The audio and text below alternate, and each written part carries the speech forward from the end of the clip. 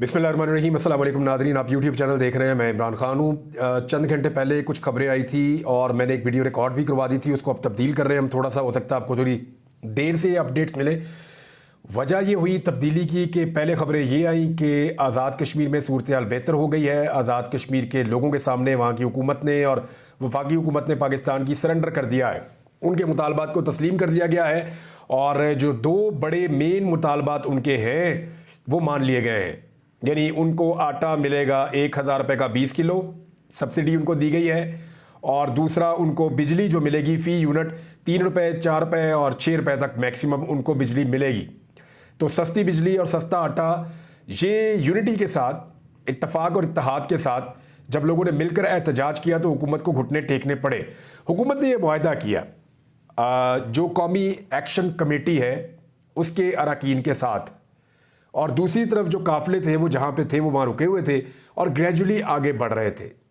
काफ़िले मुख्तलिफ इलाकों से जो आज़ाद कश्मीर के निकले हुए हैं वो मुजफ्फराबाद की तरफ जा रहे हैं।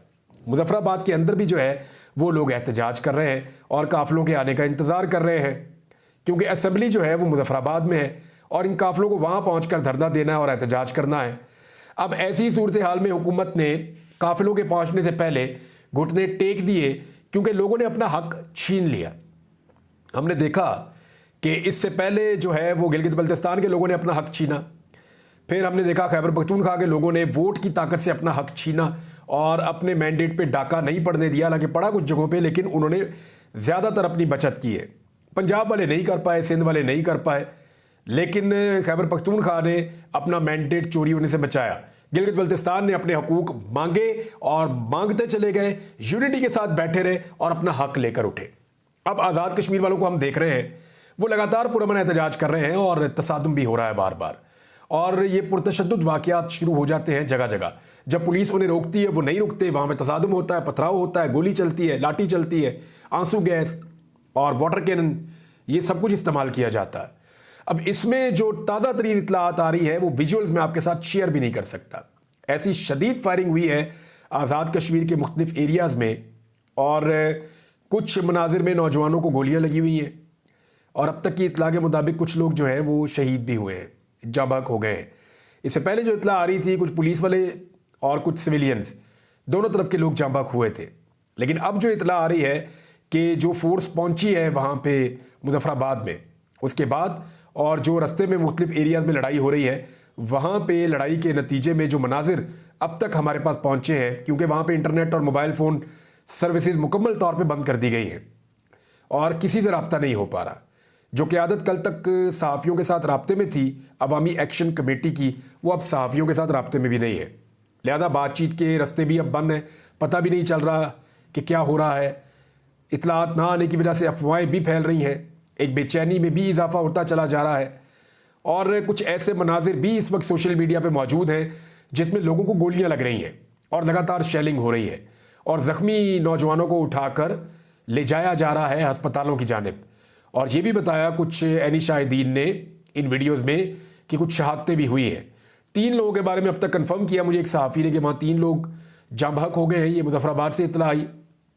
अब पता नहीं ये कितनी तस्दीक की जा सकती है इन बातों की, लेकिन हुकूमत को होश के नाखून लेने होंगे। ये एहतजाज ख़त्म क्यों नहीं हुआ जब मुतालबात तस्लीम कर लिए गए, तो ये है बड़ा सवाल। लोगों ने घुटने टेकने पर तो मजबूर कर दिया हुकूमत को, लेकिन हुकूमत ने फिर भी अवामी एक्शन कमेटी के मुताबिक चालाकी की और दोनों नोटिफिकेशंस को बहुत टेक्निकल बुनियादों पर बनाया। जो अल्फाज वो चाहते थे कि उनका एडिशन किया जाए इन दोनों नोटिफिकेशंस के अंदर, ताकि आइंदा के लिए कश्मीरियों के साथ ज्यादती ना हो सके, हुकूमत उन अल्फाज को शामिल नहीं कर रही थी। क्योंकि IMF के मुआहदे के मुताबिक हुकूमत पाकिस्तान वही अल्फाज शामिल कर सकती है जो अल्फाज वो करना चाहती है, लेकिन जो चीज़ मांग रहे हैं आज़ाद कश्मीर के शहरी और अवामी एक्शन कमेटी, वो हुकूमत लिख के देने के लिए तैयार नहीं है। वहाँ पे आके मामला फंस गया। बज़ाहिर तो मीडिया ने रिपोर्ट किया, मैंने खुद ये रिपोर्ट किया था, उस हिस्से को मैं माइनस कर रहा हूँ इसमें से, और ये आप सुन रहे हैं मेरी बात कि बज़ाहिर तो ये लग रहा था कि चीज़ें तय हो गई हैं, मामला ठीक हो गए हैं, अवाम की फतह हो गई है। लेकिन फिर हमने ये देखा कि ऐसा नहीं है, बल्कि अवामी एक्शन कमेटी ने फौरी तौर पे कहा कि नोटिफिकेशन उस तरह जारी करें जिस तरह हमें मुकम्मल इंसाफ मिले। दूध देना है तो उसमें मेंगने ना डालें, तो अब इसके ऊपर जो है वो दोबारा एक डेडलॉक हो गया, मुज़ाकरात नाकाम हो गए और फिर लड़ाई शुरू हो गई और वो लड़ाई बढ़ती चली जा रही है।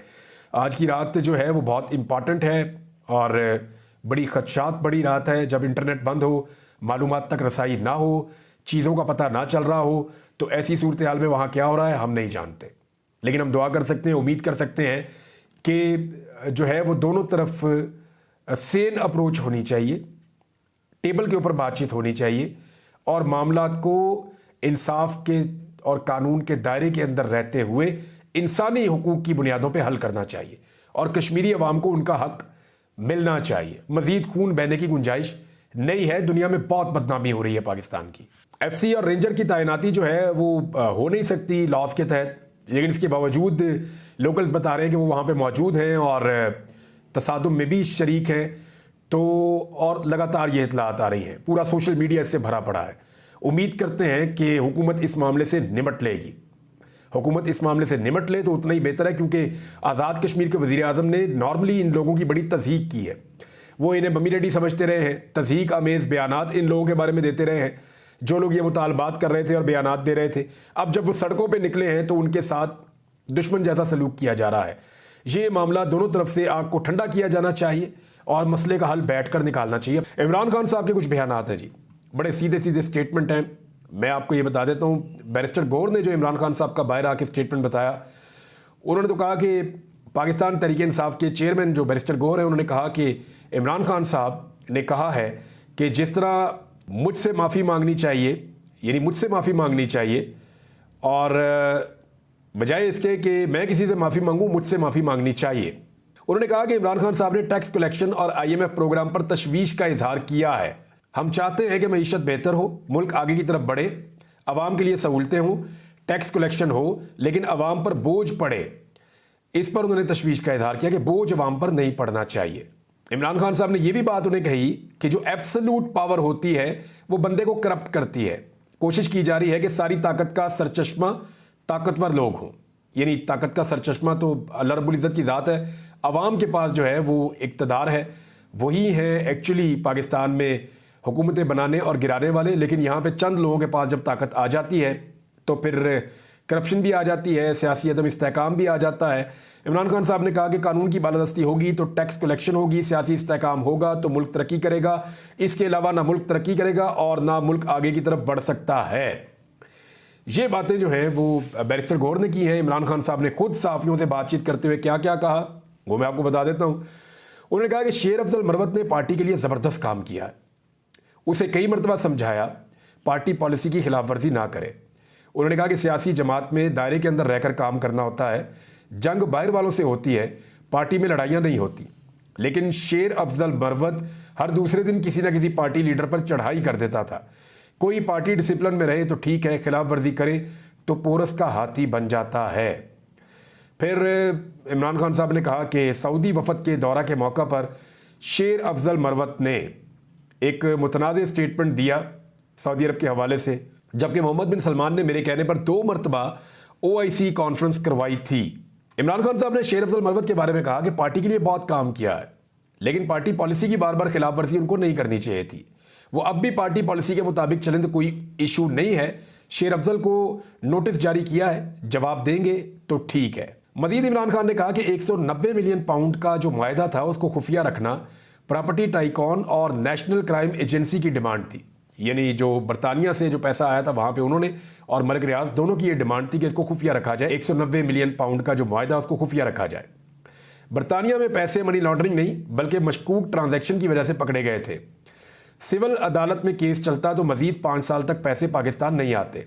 बैरून मुल्क अदालतों में मुख्तलिफ केसों में पाकिस्तान के पहले ही $100 मिलियन ज़ाया हो चुके हैं। 190 मिलियन पाउंड से मुताल्लिक इंक्वायरी नैब में बंद की जा चुकी थी, जो 2 साल बाद दोबारा खोली गई।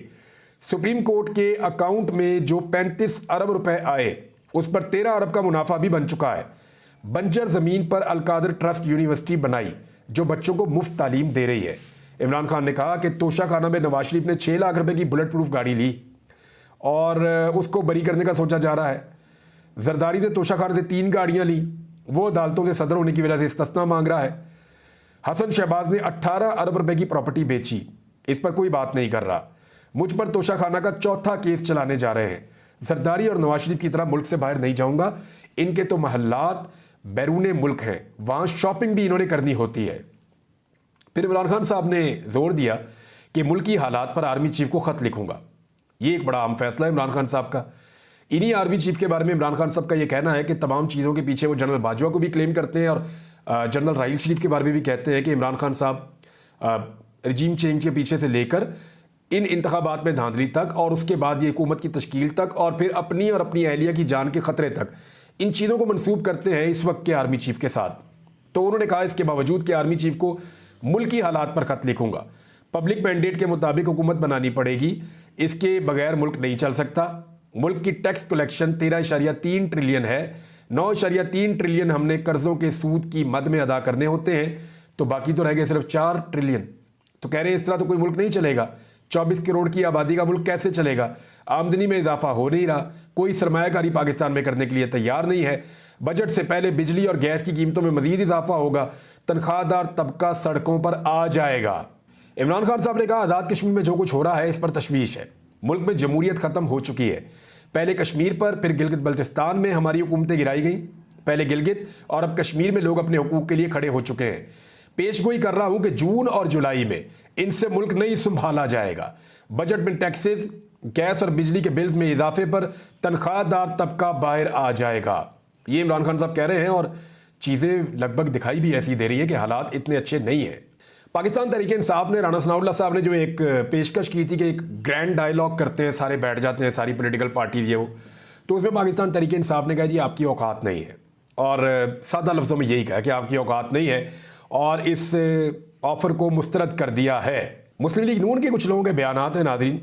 एक तो सेनेटर आसिफ करमानी साहब नवाज शरीफ के बहुत करीब हैं, मैं इनको बहुत अच्छी तरह जानता हूँ। जिस दिन ये बोलेंगे ना, और अगर कभी मैंने इनका इंटरव्यू किया तो आपको पता चलेगा वो राज जो आप कभी सोच भी नहीं सकते।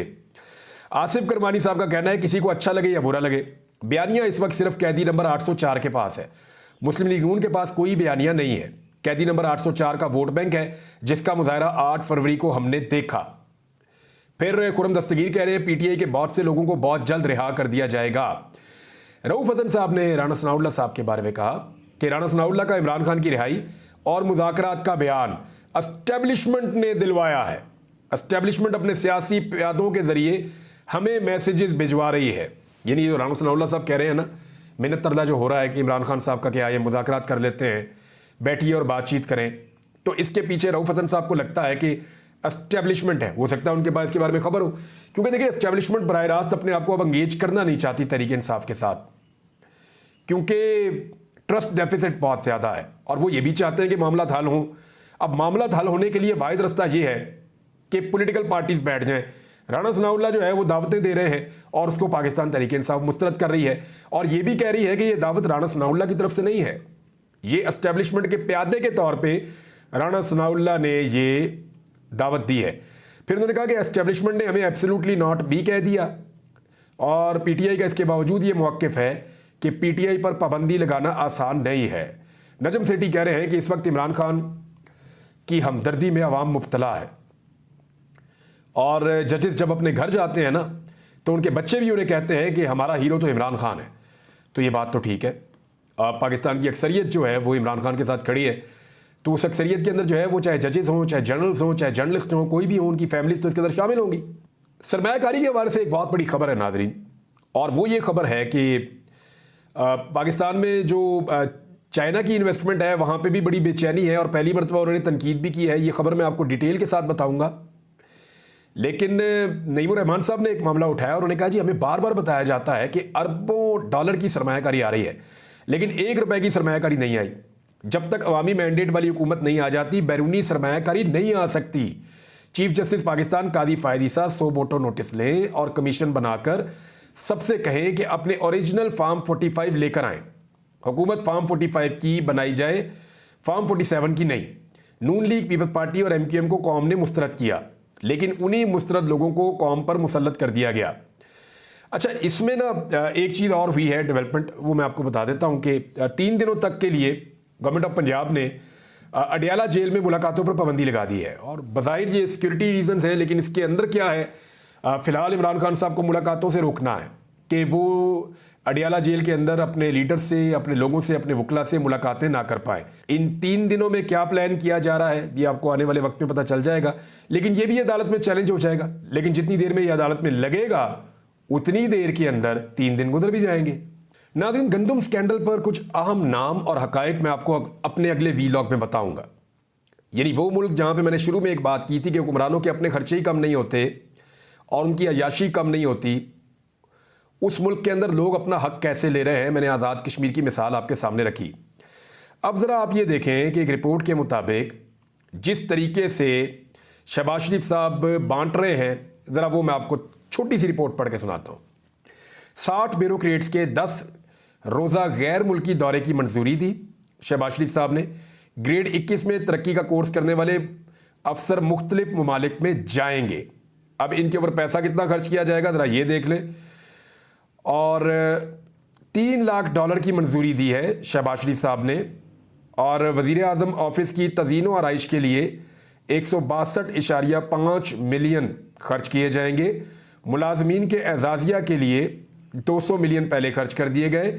वज़ीर आज़म ऑफिस मुलाजमीन के लिए 4 इजाफी तनख्वाहें भी दी गई हैं। जनाब, ये हालत है उन हुक्मरानों की उस मुल्क के अंदर जिस मुल्क में लोग आटे के लिए तरस रहे हैं, बिजली और गैस की कीमतें आपके सामने हैं, जिस मुल्क में पेट्रोल लगातार महंगा हो रहा है, टैक्स कलेक्शन कम है, लेकिन इनकी अयाशियाँ ही ख़त्म नहीं हो रही। सिर्फ यहाँ पे मरियम नवाज की गाड़ी के टायरों के लिए ना 27.3 मिलियन की मंजूरी दी गई थी। ये है पाकिस्तान की अशराफिया और उनके अल्लल्ले तल्लल्ले। नाज़रीन, एक खबर और आई थी सहाफ़ियों को हरासा करने वाले के मामले के हवाले से, और कादी फ़ायदी साहब उस केस को सुन रहे थे। मेरे लिए एक जुमला बड़ा दिलचस्प था। उन्होंने कहा ये चकवाल से ही क्यों, वहाँ कौन ऐसा बंदा बैठा हुआ है कि वहीं से दरख्वास्त गुजार आ जाता है, और ये इस तरह करके उन्होंने एक जुमला बोला। तो सब जानते हैं कि जनरल रिटायर फैज़ हमीद का ताल्लुक चकवाल से था। तो कादी फ़ायदी साहब का ज़ाती गुस्सा जज का नज़र नहीं आना चाहिए। ऐसा लगता है कि उनका ज़ाती गुस्सा और उनकी बदला लेने की ख्वाहिश जो है वो नज़र आना शुरू हो गई है कादी फ़ायदी साहब की जनरल रिटायर फैज़ हमीद के ख़िलाफ़। कानून के मुताबिक जनरल फैज़ हमीद ने जो गलत किया उसको सज़ा मिलनी चाहिए, बिल्कुल उन्हें मिलनी चाहिए। लेकिन कादी फ़ायदी साहब अपने तर्ज़ अमल से बार बार साबित करते हैं कि उन्हें खुद ज़ाती तौर पे बड़ा गुस्सा है और वो कुछ ना कुछ करना चाहते हैं। तो अगर कुछ करना है तो कादी साहब के पास वक्त बहुत कम रह गया है, क्योंकि इस साल अक्टूबर में वो रिटायर हो जाएंगे। अब तक के लिए इतना ही अपना ख्याल रखिएगा, इंशाल्लाह रिटायर हो जाएंगे। अब तक के लिए इतना ही अपना ख्याल रखिएगा। अपने चैनल का भी अल्लाह हाफ़िज़।